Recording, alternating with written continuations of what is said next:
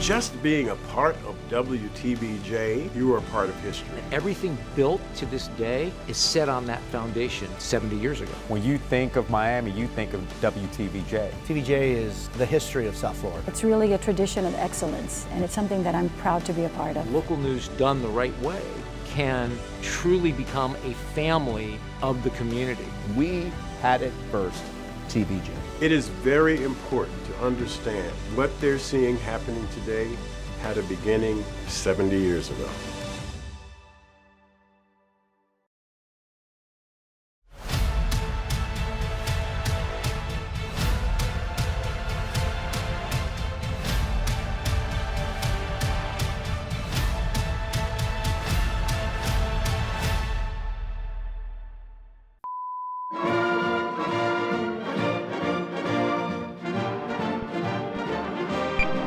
Here in this building, Florida television began. WTVJ on March 21st, 1949, began broadcasting and became the first television station in Florida. The gentleman with me this evening was here that first night we began television.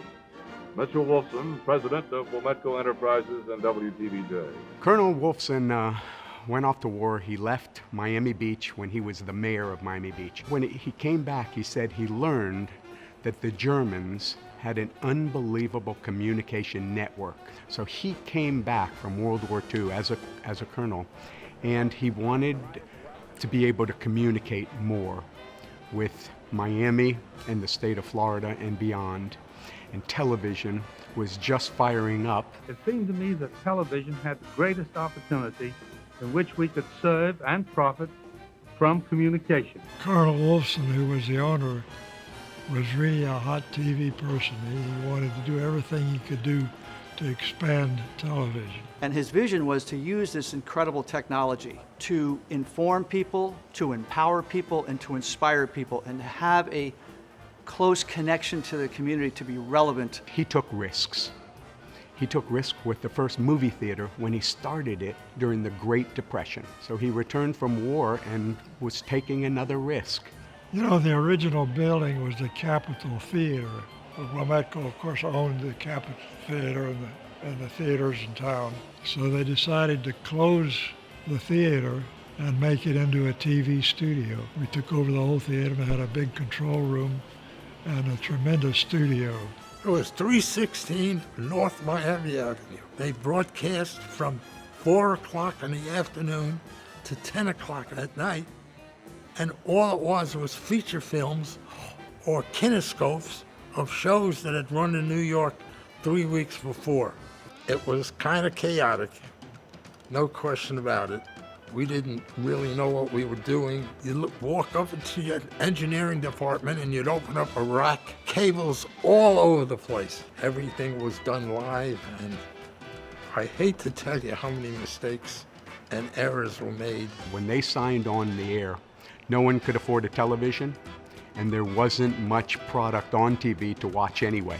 My dad started putting free televisions in shop windows all along North Miami Avenue, Flagler. And when the show came on, people would gather outside the store window and watch TV. And then, of course, as people bought more and more sets, the TV went on the air around the clock. Tracy, what do you think of television? Oh, I think it's wonderful. You know, I hardly ever watch radio anymore. That night seems a long time ago, but I must admit, we didn't realize then the full impact this new medium would have on the community. It almost bankrupted the family, I was told. For years, it really was a losing venture. Then it started to take hold, catch up in, I guess, the early 60s, and John Fitzgerald Kennedy's death, that it exploded. We wondered where it would lead us when we started that first evening. I don't think any of us expected it to grow so fast. Channel 4 at the time, now Channel 6, was the station. WTVJ had been around since the beginning of time, or at least the beginning of television news. You know, it was sort of such an institution in the city. It's the oldest station, it was the greatest station, it was the Walter Cronkite, it was the top of the heap. Working at WTVJ, you worked with the people who began the industry in South Florida, and if not the entire state of Florida. We all had one goal in mind, to make television go in this area. And we made it go. Believe you me, we made it go. Get today's news today.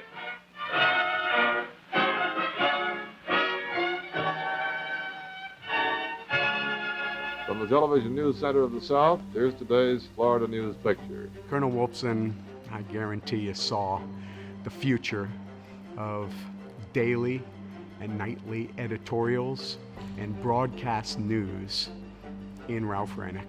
He recruited the best people in the business to execute this vision. And of course, Ralph Rennick became iconic. Police tonight are pushing a three-state search for two desperate criminals who escaped from Dade County's jail last night. The word that most people use when they talk about Ralph Rennick is pioneer, because he invented television news. Here at the Air Force Missile Test Center at Cape Canaveral, the Air Force is preparing to launch its second attempt to send a rocket to the moon. Make no mistake about it, he built television in South Florida. Booby Chevrolet presents Ralph Rennick and the 11 o'clock news. The Senate tonight has passed the right to vote measure in the Civil Rights Bill. Young, good-looking, an unbelievable broadcasting deep voice, and drew the attention straight from you. Ralph Rennick was God. He was the voice of it. Good evening. They has to have this theme. Ba ba bum bum bum bum. The Ralph Rennick Report. The timpani, boom, boom, boom. It was a big deal.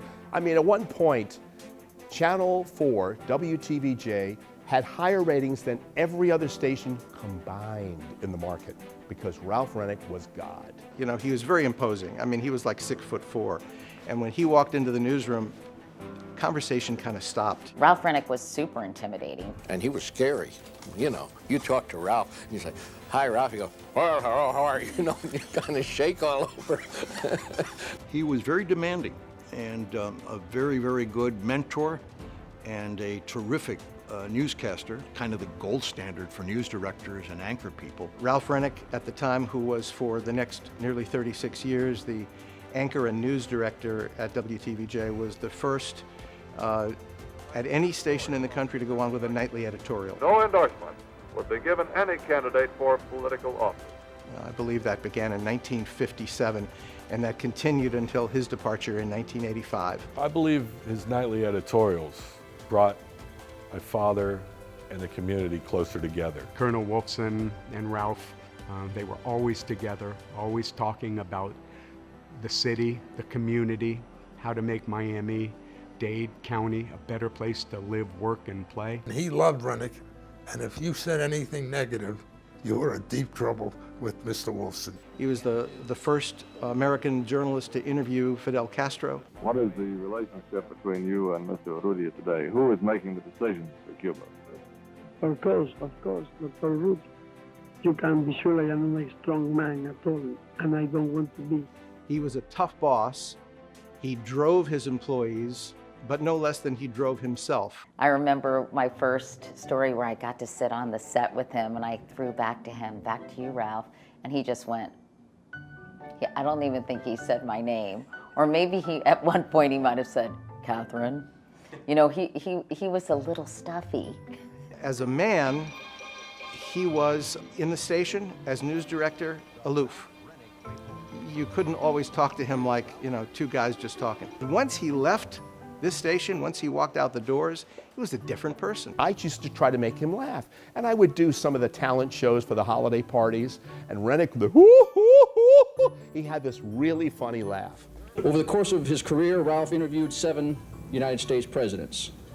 It was never totally clear who was granting whom an audience. People are always telling me, you know, about my father. They knew my father, how much they admire my father, and I'm constantly thanking them, you know, for remembering, because a lot of A lot of young people don't even know who he is now. It is my decision, effective tonight, to step down as Vice President and News Director of WTVJ. I don't think there's ever been a figure in South Florida for sure, probably not many in the whole country, that had the command, that had the respect, that had the gravitas of Ralph Rennick. Ralph Rennick was the man. I think he's probably looking down the fact that, you know, he has created a legacy and it's lasted this long. I think he'd be, or is, very happy. Good night, and may the good news be yours. Now to Bob Weaver and the weather. Well, Ralph, just as I forecast, a few brief, widely scattered, intermittent showers occurred today. Bob Weaver, Bernie Rosen, and Ralph Rennick all came to WTVJ together in the late 40s. They were the Beatles, really, of TVJ. Bob Weaver was probably as talented an individual as you want to meet. He could do anything. Well, you know, my service to South Florida began just a few months after the station signed on. Bob was here for more than 50 years. He was much more than just a weatherman, but he was the weatherman for South Florida. I was privileged enough to have the opportunity to work with Bob Weaver when I started, so I really feel so connected to kind of that special time when you had some of the folks who had been here at the very beginning. Rain or sunny, the Dolphins will emerge number 1. He used to have this trick where he would write on this glass board, but it looked like he was writing backwards. I worked with him, alongside him for more than 30 years. He got me through some very tough spots. He was witty and knowledgeable, but when hurricanes hit, there was no one you turned to faster than you went to Bob Weaver. We gave the public everything they needed, everything they had to have, and I found out the nice thing about it was that the people really appreciated it. He was funny on air. You saw him. He was like a clown. He started with Weavy the Weatherbird in the early 50s when Weavy was just a little, tiny little bird with a spring. He has grown up over the years. Yes, he got bigger and bigger. And a lot more colorful. Right, and bigger. Well, that's the way it goes, right, Weavy? Ah! I'm 45 years old today! It was Bob Weaver's voice, of course, but it was something like, "Look, it's gonna be cloudy." It was crazy. What's on your nose, Weavy? It's my shamrock! Weavy took on a whole life of his own. It was nuts, but we had fun with it, and it was just an indication of who Bob was from the beginning to the end. I love the man. There was nothing that he wouldn't do for anybody. People sometimes come up and say, "Oh, gee, a real-life celebrity." I've never felt like that. The boat's coming to take us back to the studio, and we'll see you later. We want to welcome you to the Skipper Chuck Show. Skipper Chuck were my first memories of 316 North Miami Avenue. Who's that? Well, look who's here.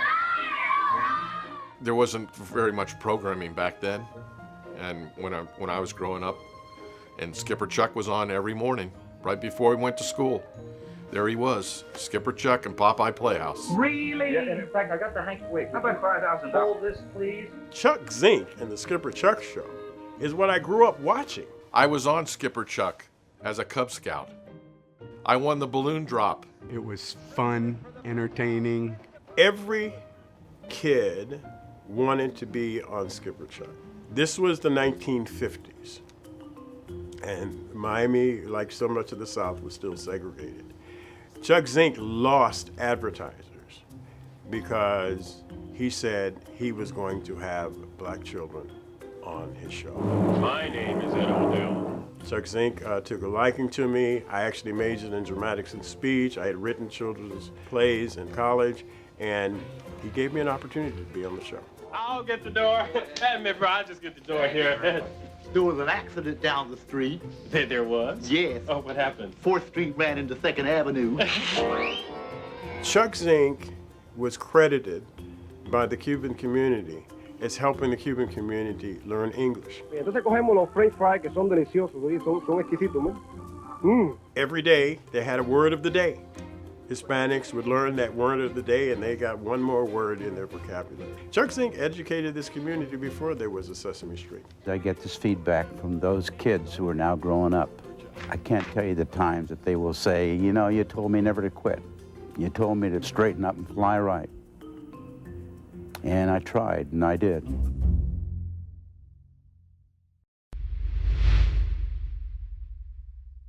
In many ways, WTVJ, since its inception, has been an experiment in greatness. Just being a part of WTVJ in those days, you were a part of history. WTVJ was a very diverse newsroom and very diverse company.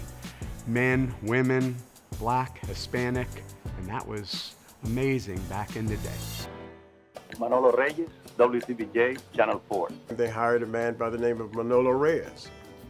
And Manolo was the first, Spanish-speaking reporter. Con su reporter Manolo Reyes. Señoras y señores. Trailblazer. Manolo Reyes is a trailblazer, just like TVJ is a trailblazer. But to have Spanish language news in an English language station was unheard of, criticized, I'm sure, but key to serving parts of our community.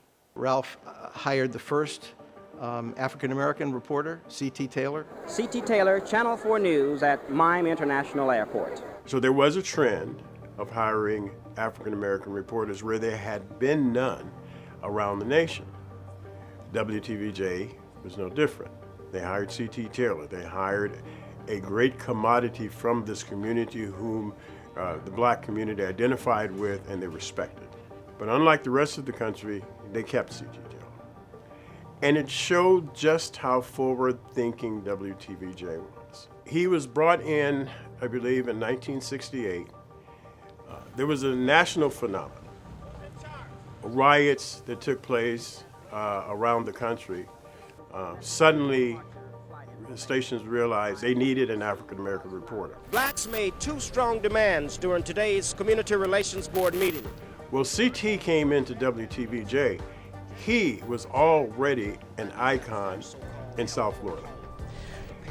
CT not only covered the big news, but when CT went out into this community, people would give him a standing ovation because he was the first, he was the best at the time, and they knew him as one of their own. He was the one who kicked open the doors, and it was such an important time because you can't have a good story unless it's told from everyone's perspective. This is C.T. Taylor reporting live from the Metro Justice Building. Hold it! Hi. In basketball, that's what they call a held ball. Jane Chastain was the first woman sports reporter in this country. And in fact, when I came to WTVJ, there were no other women on the air. Jane Chastain, Channel 4 News. Bernie Rosen was the sports director at WTVJ for more years than I can count. Being very forward-thinking, he tried to find a woman to work in the sports department. They would not hire me full-time. And they told me that even though I'd done live shows, that I would not be allowed to go on the air live at WTVJ. It wouldn't be accepted, but I was allowed to do 3 sports features a week. For most teenagers, turning 18 means the right to vote. But for tennis sensation Chris Everett, it's the right to go out and earn $1 million. I was an experienced on-air person, but I really knew nothing about being a good reporter. I grew up as a reporter at WTVJ. Are you satisfied, looking forward to another year with that group? Oh, yeah. Well, I was her photographer for many years. That was difficult. Jane had a difficult time. We would still get complaints at the station. People who were very incensed that I was a woman on the air and I belonged in the kitchen. When she first started working, they wouldn't allow her in the press box at the Orange Bowl because she was a woman. This was before the women were allowed to go in the locker room. So we would have to go in, get them, bring them out. And a lot of guys just said, no, I'm not doing that. George Wilson, who was the coach prior to Don Shula, absolutely refused to speak with her. Just would not even acknowledge who she was. But near the end of the season, he came up to me one day at Dolphin Camp and he said, Jane, you're gonna be here tomorrow? And I said, yes. Well, I'll give you that interview. And I had no idea that the players even were paying attention.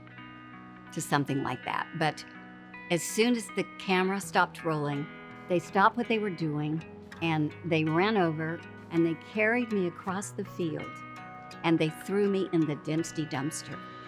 It was kind of their way of saying, okay, now you're one of us. It was really one of the happiest moments of my life, I think, because I had been accepted. Jane always handled herself with class, with dignity, with integrity, and I think over time won all these people over because she was steadfast. She wasn't going to back down. WTVJ became my family. Every woman that's on the air now ought to thank Jane Chastain for paving the way. I don't know if you can possibly appreciate what the people that came before you actually had to go through.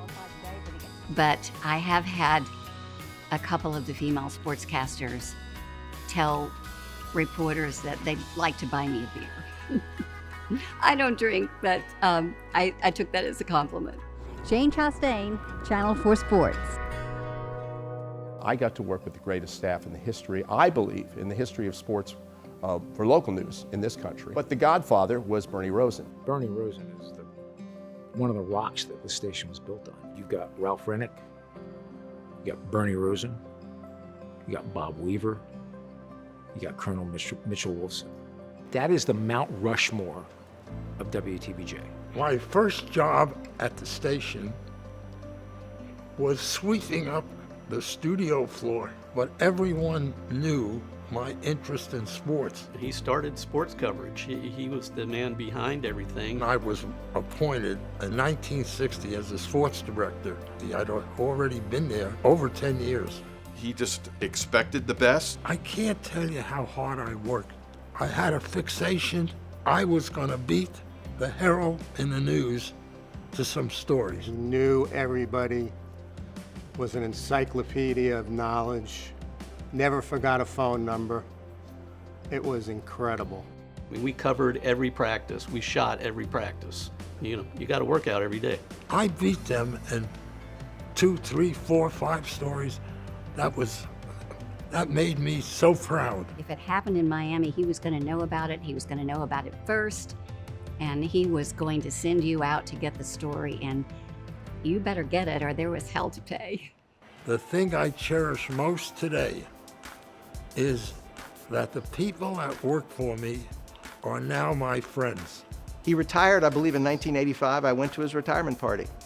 And he came back, I think he worked for another 30 years as a quote-unquote consultant. I think he's 91 or 2 years old, still sharp as a tack. If it weren't for Bernie Rosen, I would not be where I am today. And I say that, and so can 35 or 40 other people. This was a little Jewish kid from the Bronx of New York that made it. And I did everything within my power to make this thing work. I am the greatest. Part of Bernie's connection were the Dundee brothers, Chris and Angelo. Of course, Angelo was Ali's trainer. We're talking about Muhammad Ali. He was then called Cassius Clay. We started covering him right at the beginning. When he came down here in 1960, he had just won the Olympic light heavyweight championship. Chris owned the Fifth Street Gym where Ali trained, and we were always there. I'll fight any man in the world. I'll beat any man in the world. Angelo and I were very good friends, and we worked out a relationship. Whenever he saw us, we got interviews with him. It was great. Bernie would send me daily to the Fifth Street Gym to film Muhammad Ali's training sessions. I'm shooting a Bell & Howell camera at the Fifth Street Gym. This has got to be the second or third week I'm ever at Channel 4. And I had never seen Muhammad Ali in person. He was huge. He was very quiet and subdued, always praying, but as soon as those camera lights came on, it was like unbelievable. Here, big man. Well, let me finish. Let me talk. This boy's modest. I'm the greatest. He's not a talker. I'm going to fight Sonny Liston right after I annihilate Henry Cooper. I'm the greatest. Can't nobody whoop me before Joe Frazier. I'm going to fight Joe Frazier. And Channel 4 is having it all. You're gonna float like a butterfly and sting like a bee. Ah, rumble, young man, rumble. Ah.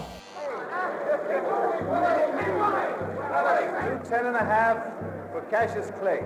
Clay is fighting Sonny Liston. No one thought Clay would last around. Everyone was set up in Sonny Liston's room.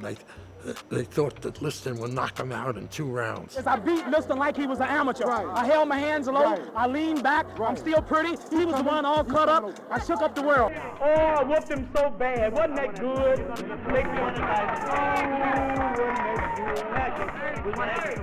Oh, I shook up the world. He won the championship, and I wish you would have seen the people scurrying to get into that interview room.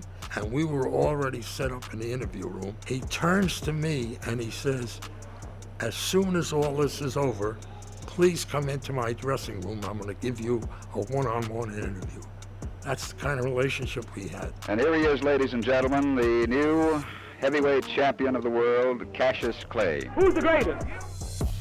He would make himself accessible to the TV station. We knew each other better, and there was a lot of respect there. So that's my next big fight. Mr. Tooth Decay, how are your teeth? They're fine, they're fine. The champ's in town, and he wants to look at the first Spinks fight.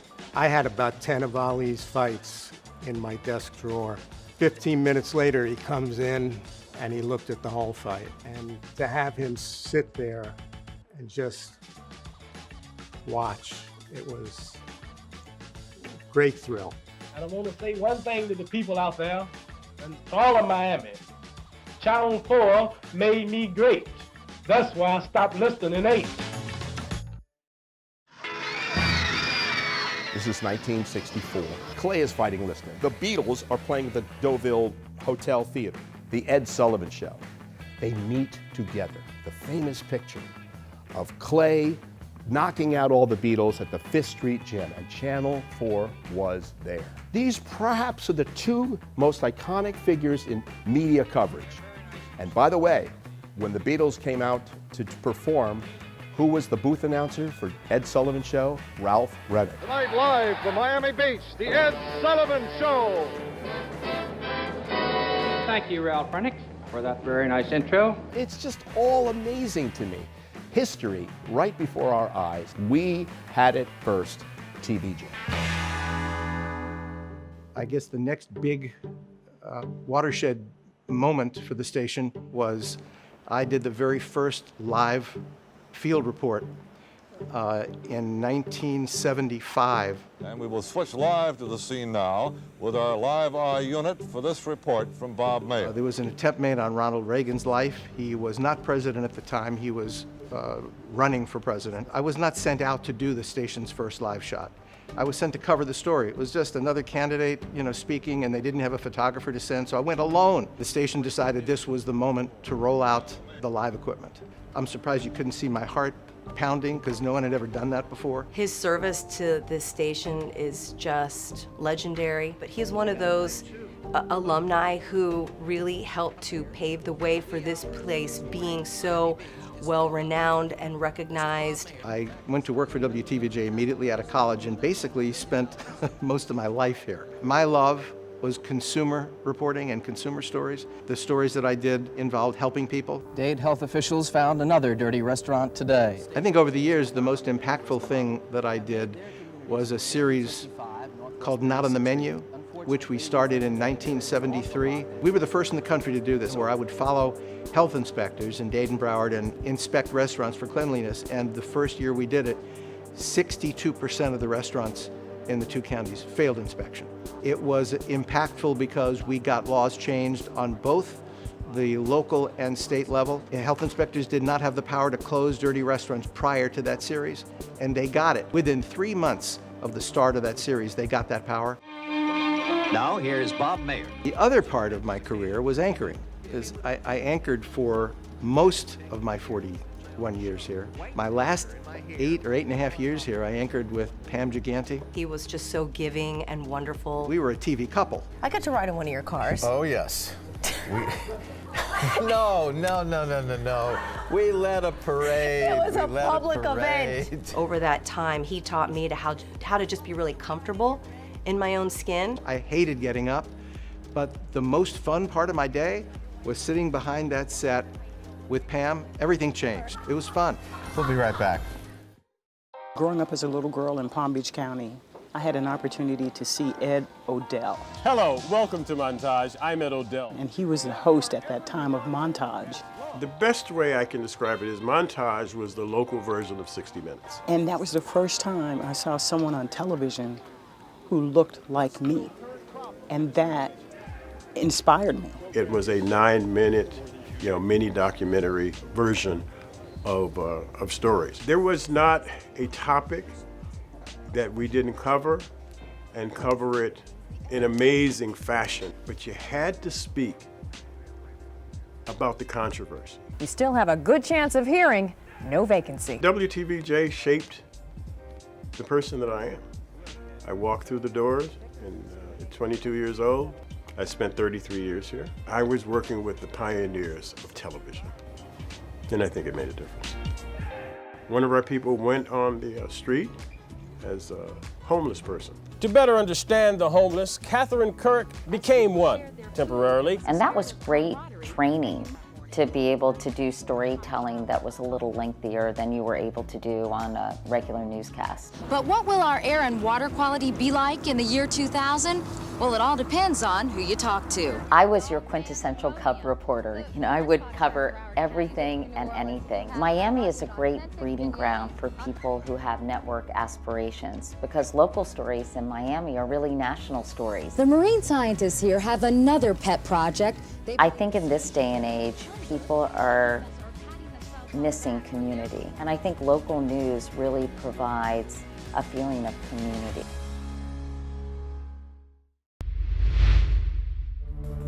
In the news business, if you can make it in Miami, you can make it anywhere. There have been very tough times in South Florida where our community has been ripped apart. On December 17th at 2 o'clock in the morning, Arthur McDuffie was fatally beaten here on this spot after a high-speed police chase. 1980, it was an incredible year. African Americans were still trying to find their way in the system. But it was a struggle. There was this man, an insurance salesman by the name of Arthur McDuffie, who was riding his motorcycle, stopped by police. There was a high-speed chase when McDuffie, on a borrowed motorcycle, popped a wheelie on a Brownsville corner. McDuffie crashed his motorcycle, but some of the wounds he sustained are not consistent with the accident. Some substantial use of force was used at the scene after the chase. What did he die from? He died as a result of blunt head injuries with destruction of his underlying brain. He was beaten to death. They beat my child to death.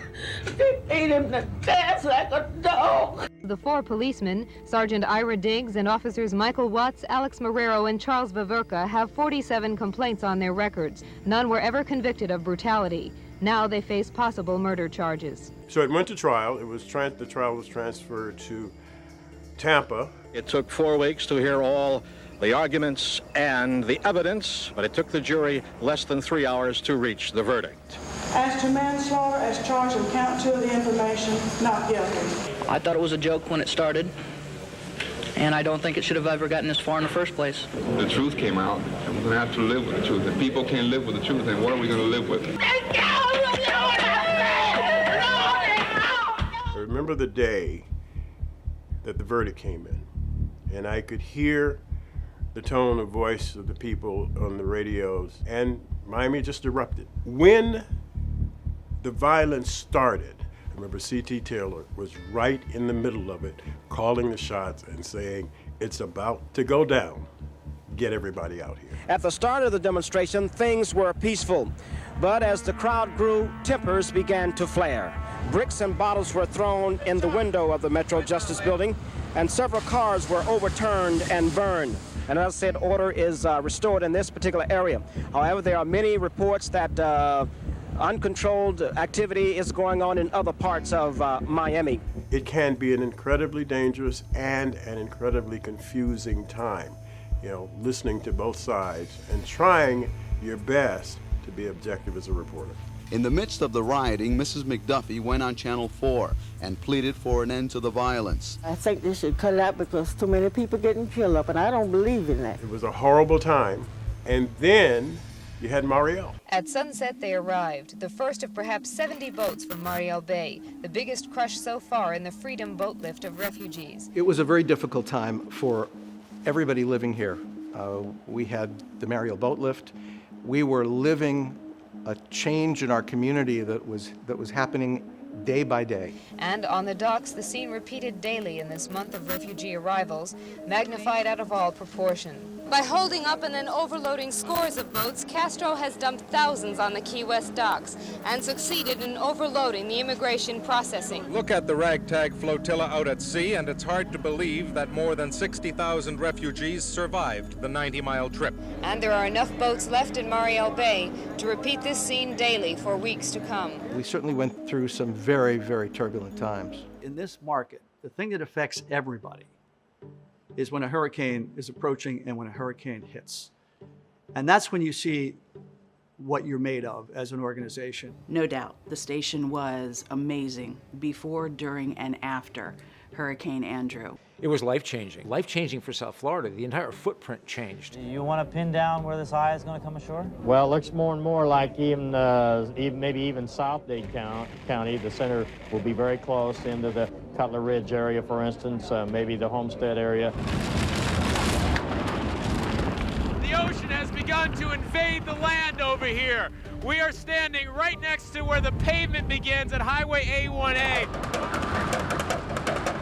Whatever dumb luck we had has ended here. The power just went out throughout all of this Hallandale area. And it's going to be very, very bad all the way west, as far west as this county goes. We're underneath Metro Rail. The winds are gusting outside our car up to 165 miles per hour. And that was a moment that not only was dramatic for me personally, because I was trapped in a car during the hurricane. This is the one place, I guess, that if we have any sense of safety, it is here, simply because we are underneath the Metro Rail. When you see us move and you're watching us, we want you to move to your safe spot. So we moved to this tiny little area that they now call the bunker. I remember Bryant saying to us, listen, we really need to move because now we're getting into critical stage. And what it was a storage closet that was encased in cement, and we decided to broadcast from there. That was our safe room. So we had one light, we each had a microphone, and we had a telephone. Surreal would be an understatement. I remember listening on the radio, people calling in during that storm saying, I'm losing my roof, my, windows are blowing in, what should I do? And at that point, we were making an impact. Okay, and how long? We have a long time to go, okay? Yes. I remember the horror of people's voices calling in and saying they could feel their roof being ripped off. I get chills to this day just thinking about that call. What we did better than every other station was stay on the air. Because there was no internet, there was no social media, we were pretty much it. We were fortunate in that our tower did not collapse during the storm, and our radar was on the whole night. We had established a partnership with many radio stations, so they were able to listen to us during the storm. And we realized the gravity of what it is we were doing. We were saving lives that night. Brian took the lead in all of that. He told us what was coming, what we should be prepared for. Those are moments that are unforgettable to not just the TV station, but to the people that listened to the message and whose lives were potentially saved by that guidance. And then when it passed, when we went outside, we didn't see much. At the beginning, we thought we had dodged a bullet. But then as we proceeded to go further south down Dixie Highway and US 1, we started seeing the nature of the damage. We understand right now we can perhaps get the first look at what's going on up in the air from Sky 4. Rob Pierce, are you with us right now? Yes, I am. We have Buddy McKay on board the helicopter with us. This can only be described as total devastation. Everybody was in shock, whether you knew it or not. It impacted everybody. It impacted our community. It impacted our friends. It impacted our families. We have video here of people fighting for ice. very trying time to continue to work and function normally with your whole life being turned upside down. There was a woman sitting outside with her 3 kids. The top half of her house was gone, and I started crying because I thought if this storm had been literally 7 miles further north, my house would have been in the same situation. There's a moment during the aftermath of Hurricane Andrew where I came upon a small child in their front yard, and the parent had given the child a gun to sit there to protect what was left. All looters will be shot on sightings. And that's a real gun in your hand? Yeah. In the crisis and in the chaos and in the anarchy that followed, the reporting proved to be the one piece of sort of the community glue that ultimately brought everything back together. That was emotional to cover. It was searing to cover. The memories are still there. This is the responsibility of a local television station that takes its responsibility to heart, that we are here to serve our community. It was one of the best examples of community service that a licensed TV station could do for a community. Gianni Versace was shot and killed in front of his Ocean Drive mansion. When Gianni Versace was murdered on the steps of his South Beach mansion, it was, first of all, unbelievable, and second of all, it was the kind of story where things were happening very quickly. We were the first to break the story of the actual murder. It was the biggest story in the country at the time. Tonight, fans are leaving flowers on Gianni Versace's front steps, replacing the blood left there earlier by a killer. We were called on the radio, get over to the Versace mansion. We think Gianni Versace's just been murdered. And we were just a few blocks away. It happened so fast. We were at the crime scene at the Versace murder while they were taking his body, or the ambulance was on the way. So we were like right there, right when it happened. It was horrific. Good evening, everyone. Tonight, the FBI confirmed what NBC6 first told you. Police have already narrowed their search to just one man, Andrew Cunanan. The FBI thinks he's a serial killer. Nobody's safe in this. And that's the point we have to get across. There was a sense of almost terror in the community because nobody knew where this killer was. The huge manhunt for Andrew Cunanan is over. He is dead. We broke the story when Andrew Cunanan was in the houseboat in front of the entire world. We had the exclusive. One of the reasons we did is when all the other stations went off the air, Miami Beach was in gridlock. And I said, something's going on. I said, well, let's do the story as a traffic story, stay on the air. The moment I knew Andrew Cunanan was in that houseboat was when the director of the FBI showed up in a tuxedo because he was called from a black tie event. And then I said, well, he wouldn't be here if it wasn't the real deal. And for a while, nobody confirmed it. It's a very lonely moment when you're out there as an exclusive in front of the world and nobody's confirming it. And we were all sitting there, oh, are we sure? And all of a sudden, UPI, AP, all the other stations came. And that was a great celebratory moment at the station of great journalism and the courage to go for the story and go for broke. Definitely the station was at its best during Hurricane Andrew, during the Elian Gonzalez saga. Thanksgiving Day 1999, 2 fishermen pull a barely conscious boy from the waters off the coast of Fort Lauderdale. The boy is found alone, clinging to an inner tube. The next day, November 26, INS grants his Miami relatives temporary custody. But on November 27th, from Cuba, Elian's father, Juan Miguel Gonzalez, demands his son be returned to the island. The Elian Gonzalez story was one that almost ripped the newsroom apart.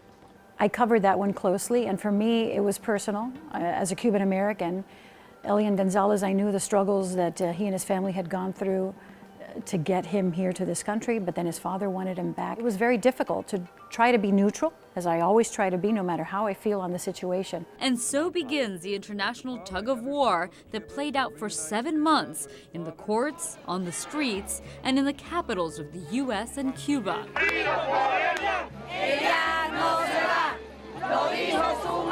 We had journalists camped out outside of the house. You got a great picture right there, a little Elian. And I remember breaking up several almost fistfights in the newsroom between employees who had difference of opinion about what should happen and when. It was not to say you cannot have emotion, but it was to know that emotion, but also to make sure that our coverage was separate from the emotion. April 22nd, in a surprise and stealth move, federal agents descend on the Little Havana home. In less than 2 minutes, they take the boy to reunite him with his father. I begged him. I stood in front of I don't know how many guns, and I cried and I begged. We're not gonna do anything. We'll give you the boy. Don't let this happen like this. Earlier this morning, federal agents in Miami began to reunite Elian Gonzalez with his father and uphold the rule of law. There were riots in Miami when Elian was taken away. The police were trying to disperse crowds that were burning cars and burning tires, and we were right there trying to report on all this without getting hurt. And here comes the pepper spray, here comes the tear gas, and we were right in the middle of it. Just as you said that, some tear gas was, excuse me. All of your sinuses are draining, and you're just in agony, and you're on live television. But the story that really hit me the most emotionally just happened a year ago. And that was the Stoneman Douglas massacre. We're getting reports of a shooting at Stoneman Douglas High School, and that is in Parkland. School officials are confirming that there are multiple fatalities. No story I've ever covered has had the emotional wallop of that story. I live in Parkland. My neighbors were calling me on the phone that day, crying, screaming. My kids are locked into school. Seeing the devastation to families, seeing the devastation to a community, living it, being there, meeting these families, seeing their heartbreak. And it all comes down to 17 people losing their lives. They've lost children, they've lost spouses, they've lost loved ones. And you can't help, if you're a human, to feel empathy. It does change you as a reporter because it makes you even more sensitive to what you're saying on the air.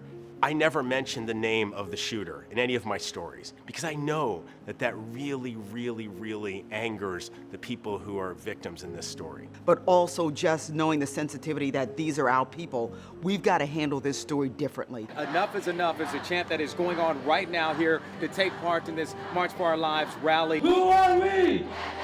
And the leaders of the march, the ones holding the banner, are the same students who organized the entire effort today. Those students saw an issue, they mobilized to get support for their issue, and they really set an example for the nation to follow. Whether you agree with their politics or not, whether you agree with their stance or not, what they did was extraordinary and certainly commendable. What do we want? Change! When do we want it? Now!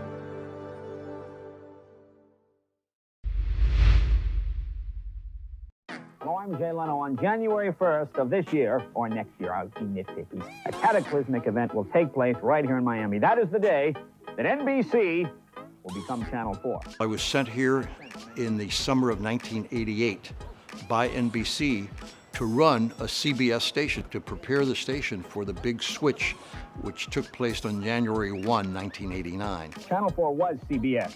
Channel 4 is now NBC. Channel 7 was NBC. They're now independent. Channel 6 was independent. That's now CBS. We knew it was going to be confusing.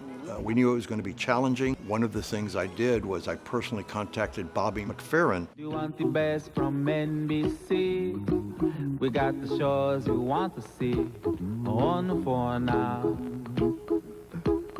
Be happy. He let us use Don't Worry, Be Happy, his classic song, and we adapted it to the change. John and Susan and Anna too. Cliff and Tony, who shows you? We must have aired literally thousands of messages, and I was in the Freedom Tower at midnight on January 1, 1989, with thousands of people. We threw a huge party. We are at the biggest New Year's Eve party in town to celebrate the big switch. 3, 2, 1, 1989! It was just an amazing time. Right now, all your favorite NBC shows are on Channel 4, right? Duh. Well, it's about to change. I got a call from the head of NBC, and he said, Don, I've got good news and bad news. The good news is we're not selling the station. The bad news is we have to take your signal. Thank you. NBC6, nice move. Because NBC did a big business deal, we had to give up our signal, and we had what some people thought was a death penalty. Channel 6 in the market had a very poor signal and could not really do very much in terms of being competitive. So I brought everybody together in the station. I said, by God, we're not going to accept this. We're going to overcome it because we're WTVJ. We're different. It's the same news that you've come to trust, and it's the same NBC shows that you've come to love, all in a new location. People are still saying, I remember you from Channel 4, 6. What, huh? Where were you? Huh? What? And I say, I don't know where the hell I work. Just point me into the direction and give me the check. No. On Sunday, WTVJ Channel 4 moves. They were given a death sentence, and a lot of people would have given up, but they didn't. Of course, we are all built on our identity. So what we had to ingrain in people is the fact that we are not changing. It's just the number on the dial that is. Move on up with TVJ. It was very difficult for me to make a decision to leave downtown Miami to come to Miramar. We needed a new facility. The decision was based on not where we were or where the audience was at the time. It was where was the audience going to be 10, 15, 20 years from now. Moving to Miramar, I remember there were some members of the community who felt that we were abandoning Miami. I drove up here just after we purchased the property, and I thought to myself, oh my God, what have we done? You know, there were cows in the pasture and there was nothing here. But the fundamentals of WTVJ, just as strong in the new building as they were in the old building. We took a leap of faith back in 2001, and when you see that we're right literally in the middle of our community, to the north and to the south, I feel a lot better about that decision today than I was back in 2000 when we bought the property.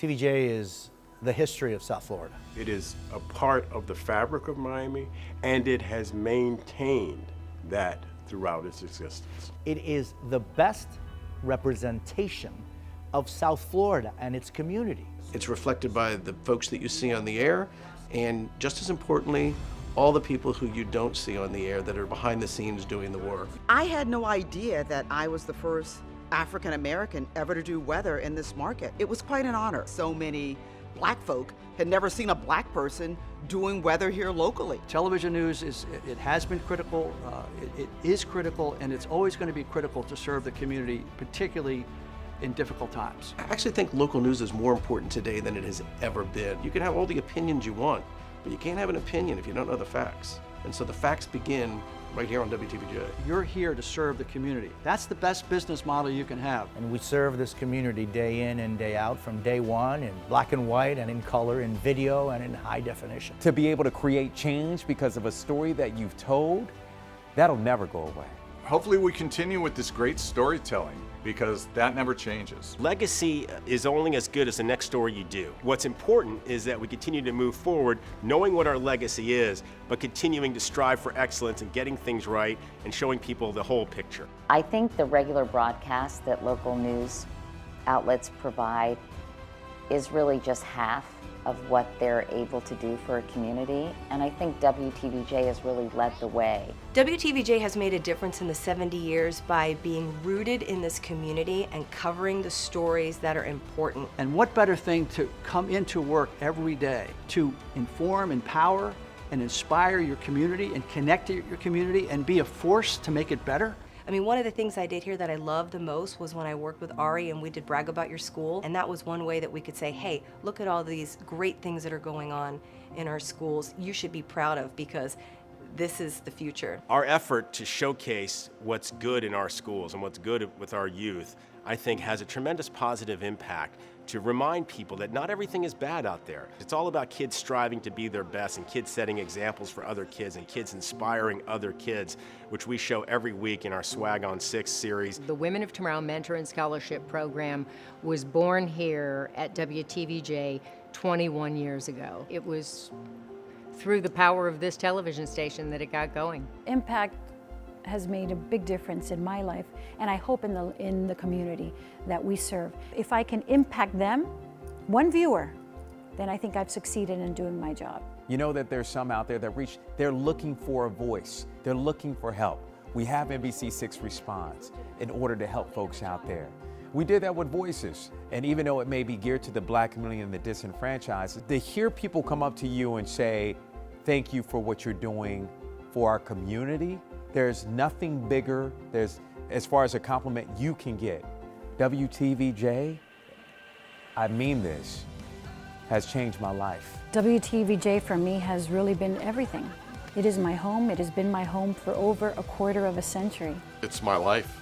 This place is my life. You get here and you feel this real sense of family. This job allows me to be part of history, that I record history. 70 years. What other station in that market has that? We have that. It means something to be from WTVJ. It means something to have come through NBC6. It's a dream, and you don't realize until you're done what a dream it was. I feel very proud that I'm able to represent this community, the community that I love, that I embrace, and that I get the chance every day to come and to broadcast for them and to make a difference in their lives. For me, that's success.